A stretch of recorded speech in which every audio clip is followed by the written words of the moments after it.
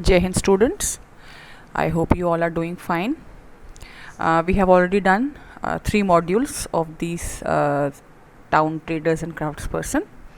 In the previous module, we had discussed about Surat and Hampi, and one more town was left, that is Masulipattnam. So let us start. The town of Masulipattnam lay on the delta of the Krishna river, and in the 17th century it was a center of intense activity. Why?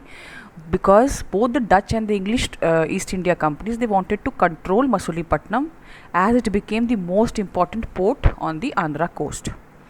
The fort at Masulipattnam was built by the Dutch. Now, the Qutub Shahi rulers of the Golconda, they imposed royal monopolies on the sales of textiles, spices and other items to prevent the trade passing from their hands into the East India companies. So this was a rule done by the Golconda rulers. There was a lot of fierce competition between the various trading groups like the Golconda nobles, the Persian merchants, the Telugu Komati Chettis, the European traders, and that made the city populous and prosperous.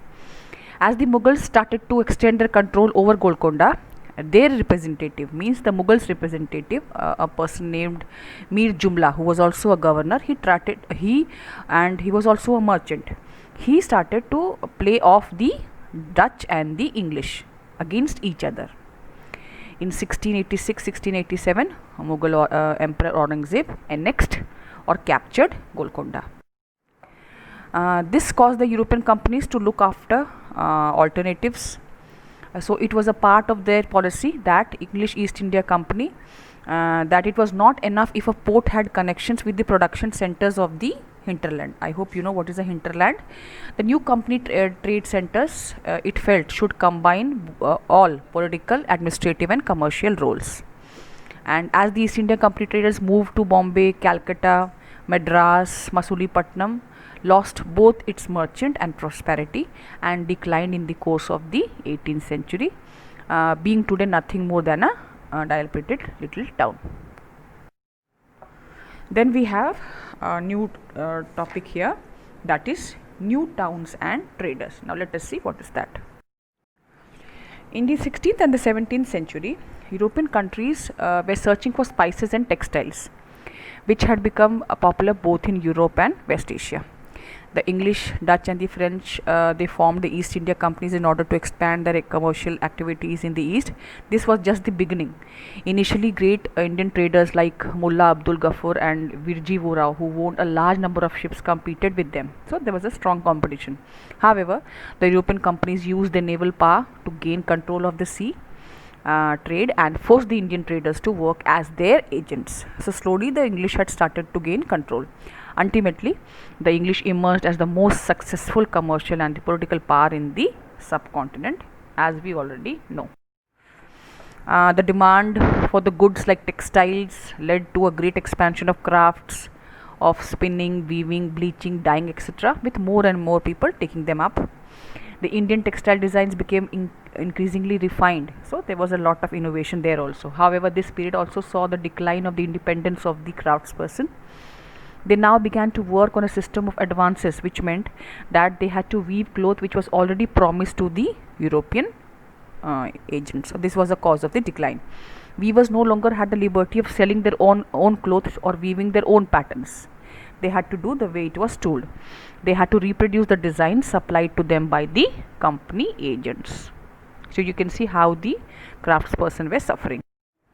The 18th century saw the rise of Mumbai, Calcutta and Madras, which are nodal cities today. Here. Crafts and commerce underwent major changes as merchants and artisans were moved in the black towns, established by the European companies within these two cities, like Calcutta, Madras and Mumbai. Then the native traders and the craftspersons were confined here, while the white rulers occupied the superior residencies of Fort St. George in Madras or Fort St. William in Calcutta. So the story of crafts and commerce in the 18th century we will be dealing in the next session. This is a Bombay street in the early 19th century. Then there is a mention of Vasco da Gama, who is a Portuguese sailor and was one of those who sailed across the Atlantic to the African coast, went rounding it, crossing over to the Indian Ocean. His first journey took more than a year, and he reached Calicut in 1498 and returned to Lisbon, the capital of Portugal, the following year. He lost 2 of his 4 ships, and of the 170 men at the start of the journey, only 54 were left or survived. In spite of the obvious hazards, the routes that were opened up proved to be extremely profitable, and he was followed by the English, Dutch, and the French sailors. So this will be dealing in the class. This is what is there in the chapter. We have almost finished it. We will discuss about it in the live class. Thank you.